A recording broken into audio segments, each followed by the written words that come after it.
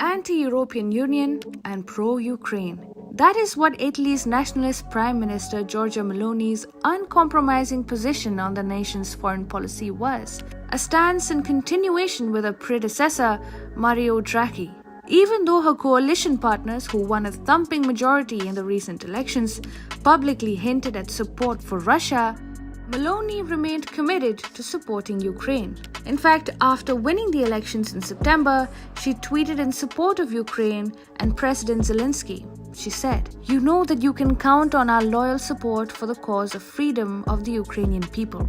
But now it seems that this loyal support has got her into some serious trouble. Hello and welcome. This is Shubhangi Sharma and you are watching Firstpost. Roughly 30,000 Italians took to the streets of the nation's capital on Saturday demanding to stop aid to Ukraine.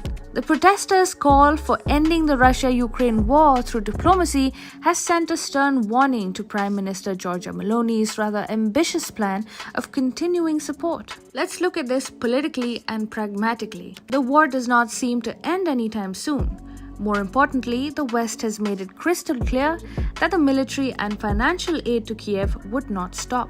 The G7 meeting last week, which includes Italy, said that it will support Kiev for as long as it takes. For context, the total aid to Ukraine from 40 countries since February 2022 amounts to, hold your breath, $84.2 billion. The US leads the pack with $17.8 billion so far.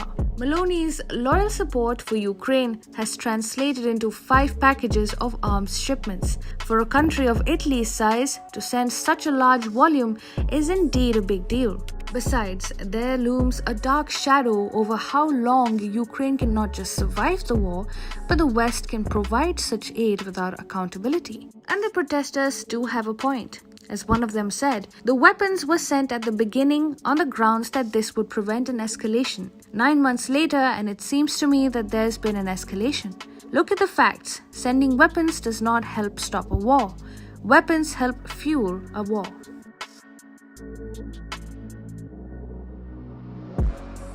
The Italian people's concern for the country's elder brother-like support to the war-torn nation stems from some harsh ground realities. Inflation in Italy jumped to 11.9% in October.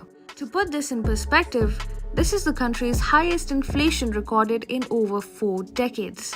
High energy prices have burnt a hole in the pockets of ordinary citizens.